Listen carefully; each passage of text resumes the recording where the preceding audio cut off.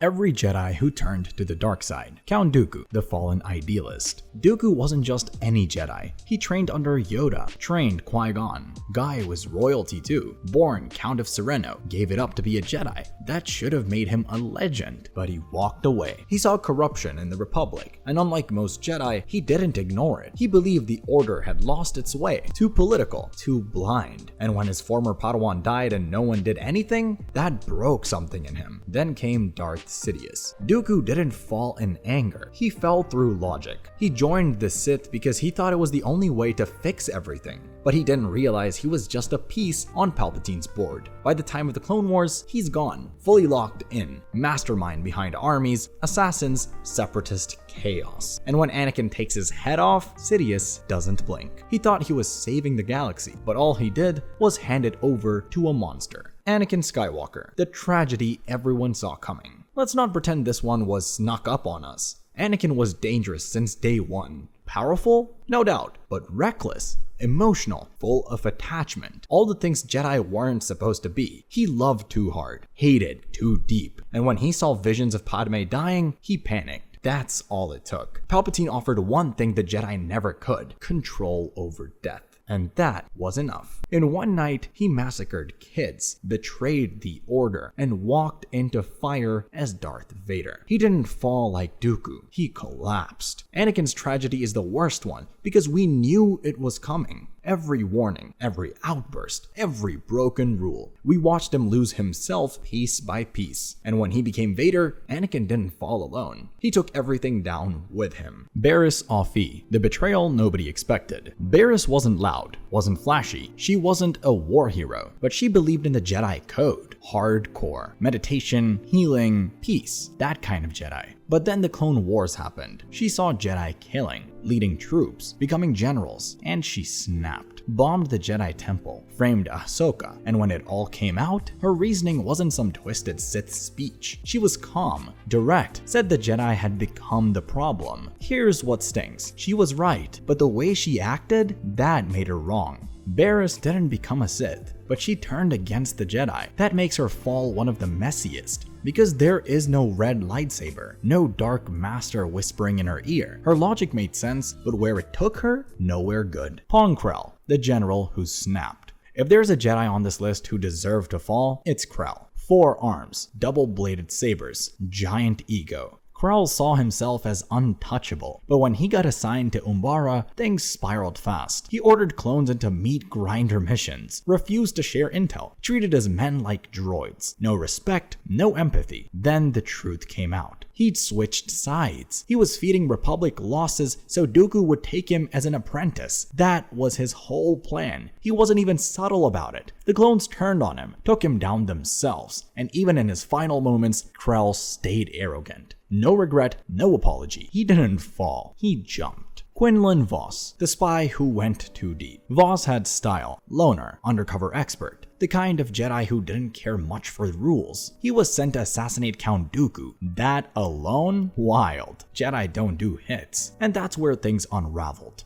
To get close to Dooku, he partnered with Asajj Ventress. Yeah, the former Sith assassin. They fell for each other. Dangerous, messy, real. Then came the twist. Vos vanished. When he came back, different, darker, cold. Turns out Dooku broke him, slowly twisted him with torture, manipulation, and half-truths. Vos tried to fake loyalty, but at some point, the line blurred. Yeah, he came back, but not all the way. Some part of him stayed broken. That shadow followed him. And the worst part, no one knows where he ended up. Survived Order 66, yeah, but the scars still there. Reva Savander, the Padawan who played dead. She was there during the Purge, a child, hid under bodies while Anakin wiped out her friends. That kind of trauma doesn't fade. Reva didn't die. She became an Inquisitor, but not because she wanted to serve Vader, she wanted to kill him. That was her plan all along. Get close enough to strike. The whole time she was dragging Jedi out of hiding, torturing survivors, doing the Empire's work, she was waiting for a shot at revenge. And when it came, she failed. Vader knew. He always knew. Played her like a hollow chess piece. Reva's story is twisted. Because yeah, she turned. But for a reason no one else had, that she wanted justice. And in that, she nearly lost herself. She got close to turning into the thing she once hated. And Vader didn't even look twice. Inquisitor Trilla Saduri, the one who couldn't escape. Trilla was a Padawan, just a kid when the purge started. Her master, Seer, tried to hide her, didn't work. Empire caught them, tortured them, and Trilla cracked. They broke her mind and turned her into the second sister, cold, cruel, and sharp as a blade. She blamed Seer, said she was abandoned, said she was betrayed. Maybe she was right, but what matters is what came next. Trilla didn't become some mindless tool. She believed in the pain, fed off it, hunted Jedi like it was personal, and when her master tried to pull her back, too late. Vader ended it. Quick, brutal. She paused. That wasn't enough. Vader didn't. Taron Malicos, the fallen warrior who wanted to rule. Jedi Master, war veteran, crashed on Dathomir after the purge. Should have been dead. Instead, he went native. Taron saw the Night Sisters, the dark power in that planet, and decided he wasn't gonna survive, he was gonna thrive. Tossed away the Jedi code like it was junk, took in the dark side, body and mind, became something twisted. He stopped pretending to be either. He tried to manipulate Merrin, tried to teach Cal Kestis, tried to build his own throne in the ashes. Didn't work. Cal buried him. Malicos isn't famous. No Clone Wars story, no Order 66 drama. He didn't survive Dathomir. Dathomir didn't kill him quick. It wore him down till there was nothing left. The Grand Inquisitor, from Jedi Temple Guard to Hunter. Before the black armor, before the yellow eyes, the Grand Inquisitor wore white and gold. He was a Jedi Temple Guard, the silent kind. Stoic, no face, no name, just duty. But that silence, it was boiling. Underneath the mask was resentment. He watched the Council ignore threats, watched the Jedi fail over and over. Then came the final crack when Ahsoka got framed, and the Order let her walk away. That was it. He left the Order and didn't look back. Sidious took him in, trained him under Vader, gave him a title, Grand Inquisitor, first among hunters, cold executioner of Jedi stragglers. And he was good at it, but he never lost that bitterness, not toward the Jedi, toward himself. That self-hate ran deep. When he fought Kanan and Ezra, he could have escaped. He didn't. He chose death. He'd rather fall than face Vader's wrath. Or maybe he just didn't care anymore. Asajj Ventress, the assassin who never stopped fighting. Okay, Ventress wasn't born Jedi. She wasn't born Sith either. She was a slave, rescued by a Jedi, trained in secret, lost him to war. After that, she cracked. Dooku found her, molded her, turned her into a blade. She became the Separatists' shadow, choking clones, dueling Obi-Wan, cutting through battlefields like a ghost. But when Dooku saw her getting too powerful, he turned on her, like always. So she left. Again, no Jedi rules, no Sith lies, just Asajj trying to survive. Just a survivor, mercenary, bounty hunter. But the darkness never really let go. Then she met Vos. For a second, there was peace. She died saving him, took a red saber, and used it to protect someone else. No title, no order, just Asajj doing the right thing for once. Her fall, complicated. Her redemption, earned. Ahsoka Tano, the one who didn't fall but could've. Let's be clear, Ahsoka never turned, but man, she had every reason to. The Jedi betrayed her, framed her, walked away. No apology, no second thought. They handed her to the wolves, and yet she left instead of burning it all down. Why bring her up? Because Ahsoka's story shows how close that line is. She walked it. One step in the wrong direction, and she's right there next to Barriss or Reva or worse. She had the anger, the grief, the power, but she didn't fall. She chose to walk her own path. Lightsabers down, truth up. And that decision, that's what makes her more Jedi than the Order ever was. Jorus C'baoth, the clone who lost his mind. Legends territory here. Jorus C'baoth wasn't the original. He was a clone, twisted from a Jedi Master who died during the Clone Wars. Problem is that the cloning didn't go well. He came out powerful, too powerful, but unstable, mad. He thought he was the true Jedi way, but what he built was a nightmare. Controlled minds, killed for obedience, declared himself guardian of the galaxy, tried to turn Luke, tried to shape Mara Jade, thought he could build a new order with him as God. He wasn't Sith, wasn't anything, just a broken echo of a man who once believed in peace. And when he died, no legacy, no followers, just silence.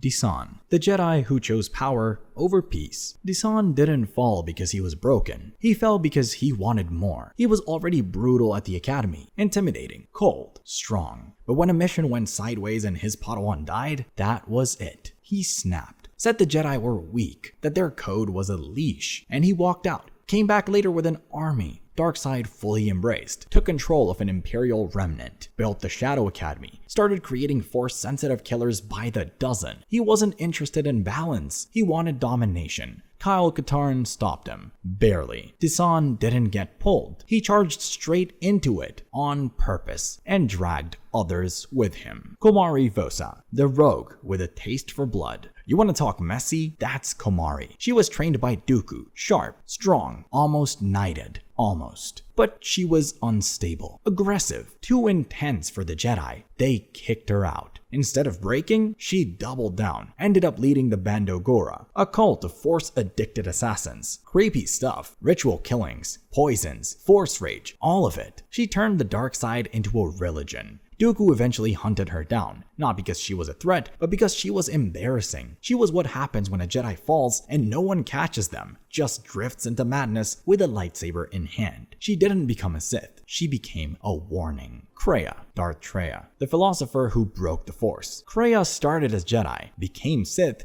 then decided both were wrong. She took the name Darth Traya, not because she loved power, but because she hated the Force itself, thought it was a curse on the galaxy. She taught betrayal like it was scripture, trained Darth Nihilus and Sion, both monsters. Then they betrayed her. She kept going, manipulated the exile, pulled strings from the shadows. Every word was a riddle, every plan a trap. But it wasn't chaos for chaos's sake. She wanted to destroy the Force, end it, remove it, free people from its grip. She didn't want domination, she wanted silence. That's what made her terrifying. Darth Revan, the hero who became the enemy. Jedi General, Mandalorian Wars, the guy who ended the conflict when no one else could. But peace came at a price. He and Malak stepped into the unknown, found the Sith Emperor, got twisted, came back as conquerors. Revan's fall wasn't rage, it was logic. He thought he had to take control, to save the galaxy before someone else destroyed it. And for a while, it worked. He nearly won, but Bastilla, the Council, and fate itself